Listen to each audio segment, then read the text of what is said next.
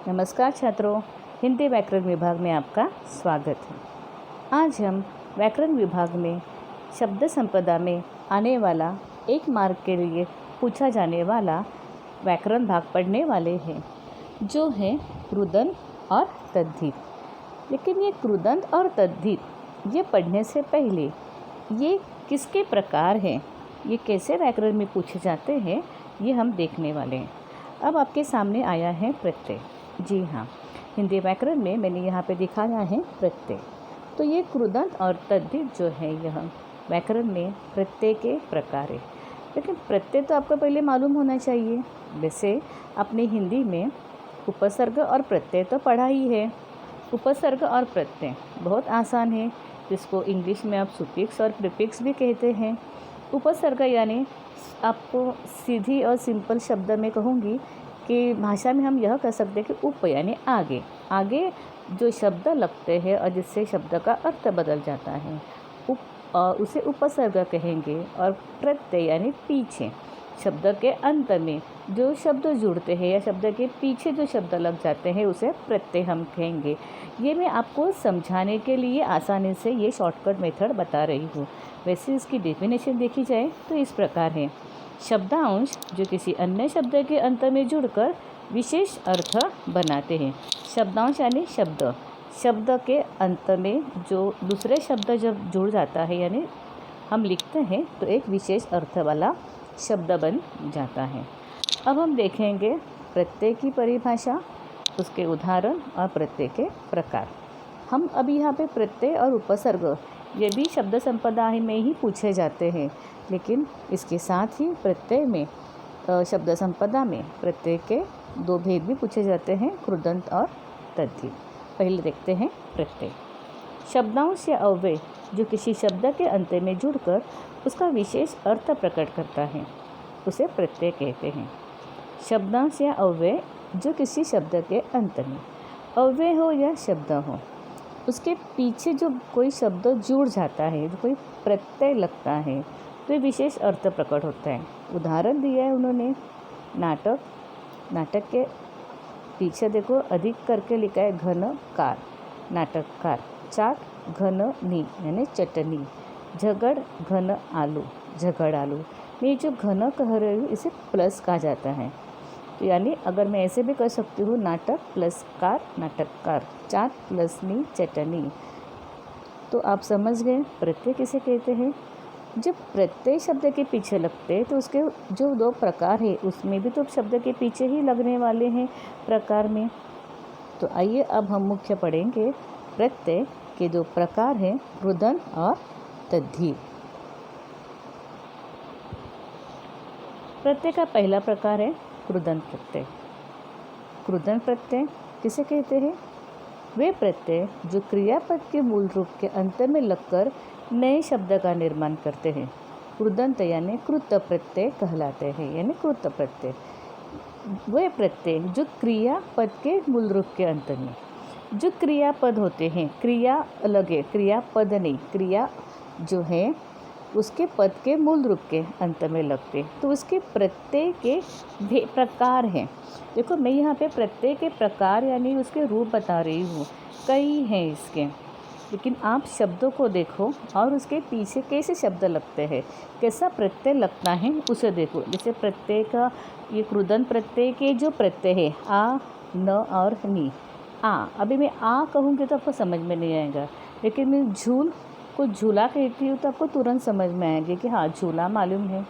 ठेल का ठेला होता है, मेल का मेला होता है, रेल का रेला होता है। तो ये झूल, ठेला, मेला में देखो आ लगाने से झूला, ठेला, मेला हो गया है। उसी प्रकार देखो न से बेल का शब्द है, ये प्रत्यय बेल के पीछे न लगाने से क्या बन गया? बेल का बेलन बन गया। बंद है, न प्रत्यय लगाने पर बंधन हो गया। खूरज, खूरज के पीछे न प्रत्यय लगाने से खुरचन बन गया। ताड़ के पीछे न प्रत्यय लगाने से ताड़न। तो अब प्रत्यय जो है शब्द के पीछे कैसे लगते हैं और शब्द के कितने बदल गए, अर्थ बदल गया ना। कतर, कतरनी। छल, छलनी। धौंक, धोंकनी। सूंघ, सूंघनी। तो इस प्रकार ये जो प्रत्यय है आ न नी शब्द के पीछे लगाने से शब्द का अर्थ ही पूरा बदल जाता है। आप शब्द देखो, आपको आसानी से समझ में आ जाएगा कि प्रत्यय पीछे कैसे लगते हैं। वैसे ही अक, अक्कड़, हार और कार ये भी कृदंत प्रत्यय हैं। कैसे शब्दों के अंत में आते हैं और शब्द अलग बन गए देखो। लेख का लेखक, गाय का गायक, घात का घातक, वाच का वाचक। पियक, पियक्कड़, भुलक, भुलक्कड़, भूल कहते हैं ना हम, इसमें अक्कड़ लगाया। घूम, घुमक्कड़, होन, होनहार, राखन, राखनहार, पालन, पालनहार, तारन, तारनहार। वैसे ही नाटक, नाटककार, पत्र, पत्रकार, कला, कलाकार, चित्र, चित्रकार। आपको ये अलग करने के लिए कभी नहीं पूछे जाते हैं। आपको पूछा जाएगा निम्नलिखित शब्दों में से कृदंत और तद्धित शब्द चुनकर लिखिए। तो आपको कृदंत कौन से हैं और तद्धित कौन से हैं वो लिखने हैं। आपको शब्द पता चलेंगे तो आप आसानी से लिख सकते हैं। इसमें क्रिया वाले शब्द है, जैसे हुआ, चलता हुआ, पढ़ता हुआ, सुनता हुआ। आहट, घबराना, हम कहते हैं ना मुझे घबराहट होती है। चिल्लाहट, हड़बड़ाहट, तो घबराना, तो घबराहट। ता, बह, बहता, मरता, गाता, पढ़ता। ये जो हुआ, आहट, ता कृदंत के प्रत्यय हैं। उसी प्रकार आया औना, ती और आई। औना से खिलौना, घिनौना, घीन कहते हैं ना, घीन का घिनौना, खील का खिलौना, बीच का बीचौना। वैसे ही शक्त, शक्ति, भक्त, भक्ति, रिक्त, रिक्ति, मुक्त, मुक्ति। सब छोटी मात्रा वाले शब्द आए। आई से कम से कमाई, चढ़ से चढ़ाई, लड़ से लड़ाई, पढ़ से पढ़ाई। ये सारे प्रत्यय देखो शब्द के पीछे लगने पर किसी अर्थ को बदल देते हैं। वैसे ही आई शब्द, लड़ से लड़ाई, कट से कटाई, चढ़ से चढ़ाई, सिल से सिलाई, आन से मिलान, चढ़ से चढ़ान, उठ से उठान, उड़ से उड़ान। आवट, सज से सजावट, ज में आ का स्वर मिल गया ना। लिख से लिखावट, मिल से मिलावट, चल से चलन, मन से मनन, मिल से मिलन, फिसल से फिसलन। तो इस प्रकार से हम देख रहे हैं कृदंत प्रत्यय किस प्रकार से कृदंत शब्द आते हैं और प्रत्यय लगने पर उसमें बदल हो जाते हैं। अब इसी प्रत्यय का दूसरा भेद है तद्धित प्रत्यय। देखो दोनों भी बड़े आसानी हमें सिर्फ पहचानने। तद्धित प्रत्यय की परिभाषा क्या है? वे प्रत्यय जो संज्ञा, सर्वनाम, विशेषण के अंत में लगकर नए शब्द का निर्माण करते हैं उसे तद्धित प्रत्यय कहते हैं। तद्धित प्रत्यय से बने शब्दों को तद्धितांत शब्द कहते हैं। तद्धित और कृदंत, आपको मैं यह बताऊंगी कि अगर आप दोनों में कंफ्यूज हो जाते हैं, दोनों में भी पीछे ही प्रत्यय लगते हैं, तो ये समझो कि तद्धित प्रत्यय पहचानना बड़ा आसान है। क्यों? वो प्रत्यय जो संज्ञा, सर्वनाम, विशेषण के अंत में आते हैं। आपको संज्ञा आती है, संज्ञा यानी नाम किसी व्यक्ति, वस्तु, पदार्थ का। सर्वनाम पता है, संज्ञा के एवज में लिखा जाता है सर्वनाम। विशेषण पता है आपको, संज्ञा सर्वनाम की विशेषता बताने वाले शब्द हैं विशेषण। तो ऐसे शब्दों के अंत में लगते हैं तो तद्धित है। तो ऐसे सारे शब्द आपको मिल जाएंगे जो तद्धित पहचानने में आसानी होगी।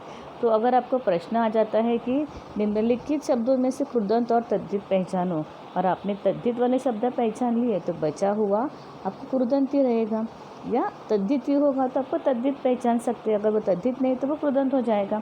तो ये बड़ा आसान है। तो चलो देखते हैं तद्धित प्रत्यय कैसे है और उसके प्रत्यय क्या है। जैसे ता, पन और आस। देखो सुंदरता, मूर्खता, मनुष्यता। सुंदर विशेषण है, मूर्ख विशेषण है।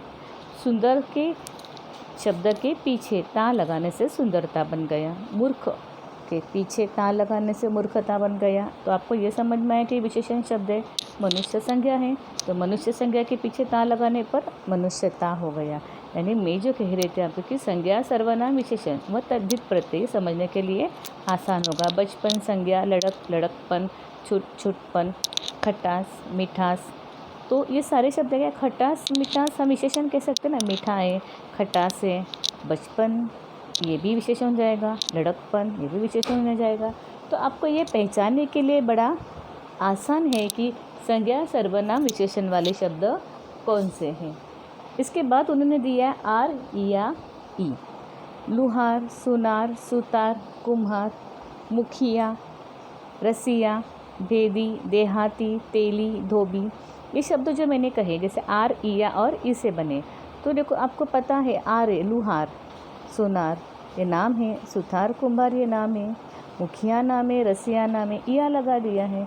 तो आपको कठिनाई है कोई पहचानने में। हाँ, भेदी ये विशेषण हो सकता है, देहाती असंज्ञा शब्द है, तो आप आसानी से समझ सकते हैं कि तद्धित है।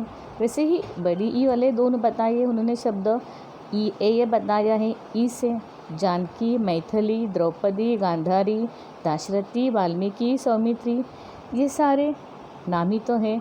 कौंतेय, गांगेय, भागिनेय, तो अधिकतर यहाँ पे हम क्या देखते हैं, संज्ञा और विशेषण वाले शब्द आते हैं, सर्वनाम वाले भी आते हैं, अपना अपनापन आ सकता है।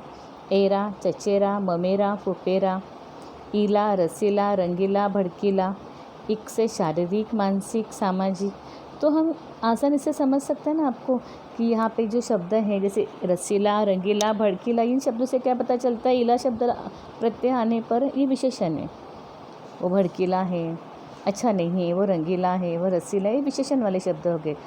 एरा, चचेरा, ममेरा, फुपेरा अब संज्ञा वाले शब्द है, तो तद्धित पहचानना कितना आसान है, शारीरिक, मानसिक, सामाजिक, ये भी आप कह सकते हैं संज्ञा वाले शब्द हैं। तो विशेषण, संज्ञा, सर्वनाम वाले शब्द तद्धित है, ये पहचानना आसान है। वापस ई से मंडली, टोकरी, पहाड़ी, घंटी, इया से खटिया, लुटिया, डिबिया, ओला से खटोला, संपोला, पटोला, ये शब्द हम देख सकते हैं, तो हमें आसानी से समझ में आते हैं कि ये प्रकार कौन से हैं और हमें सिर्फ कृदंत और तद्धित ही पहचानना है। वैसे ही देखो आइन से ठकुर आइन, मुंशी आइन, पंडित आइन, आनी से देवरानी, जेठानी, सेठानी, नौकरानी, आ से सुता, छात्रा, अनुजा, आत्मजा, ऑलमोस्ट हम यहाँ पे नाम देख रहे हैं, संज्ञा देख रहे हैं। तो छात्रों आपको कृदंत और तद्धित समझ में आया होगा। फिर मिलेंगे हम दूसरे व्याकरण विभाग में। धन्यवाद।